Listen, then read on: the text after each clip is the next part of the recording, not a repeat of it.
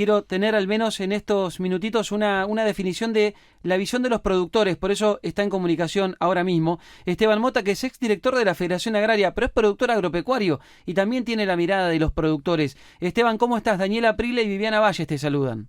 Hola Daniel y Viviana, buenos días. Buen día, Esteban. Bien.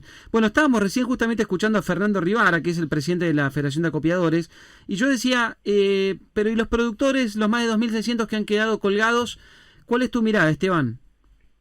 Bueno, acá sin dudas hay una empresa que lo escuchaba recién terminar a Rivara y con la claridad, digo, la justicia funciona y funciona lenta en la Argentina.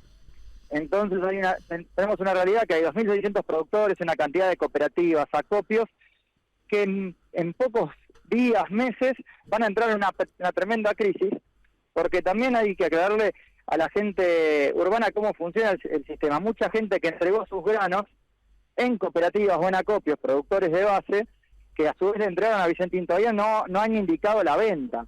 Cuando esa gente resuelva la venta de sus granos y la cooperativa no tenga el dinero de Vicentín, este impacto puede ser generalizado en más de 600 localidades del interior. No es solamente que Vicentín es un problema de Avellaneda y Reconquista, y que es una empresa familiar solamente.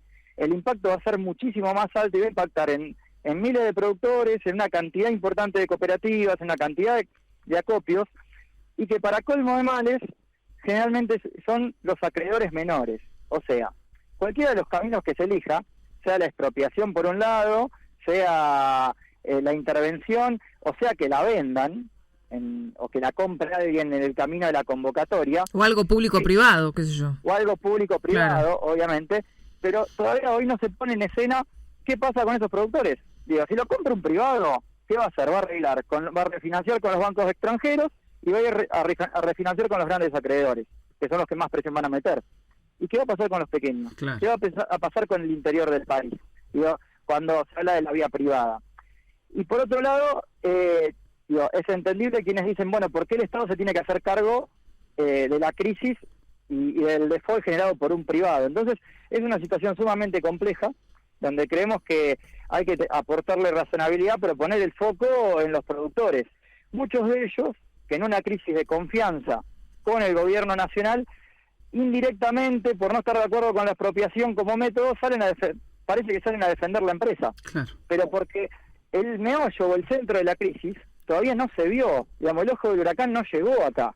Digamos, el ojo del huracán está al llegar, y cuando llegue, sin duda, la situación va a ser muy crítica en el interior del país. Esto amenaza una cantidad de productores, y se suma una situación de desconfianza con el gobierno que es real. Digo, estamos ante un gobierno que, más allá de la crisis del COVID, etcétera, hace ya casi 3 meses que prometió una segmentación de retenciones y no hay señales de eso. Entonces, se le hace muy difícil al productor, más allá de la buena intención, creer en el gobierno también. Entonces no hay interlocutores válidos en el marco de confianza. Claro. Esteban, simplemente por último, para explicar esto que muy poca gente sabe o entiende. El productor entregó los granos y ¿qué se llevó lo puede haber entregado una copia, una cooperativa? Se llevó un documento, porque no le pagaron al productor. Se llevó un documento con el cual encima él puede haber contraído otras deudas en dólares.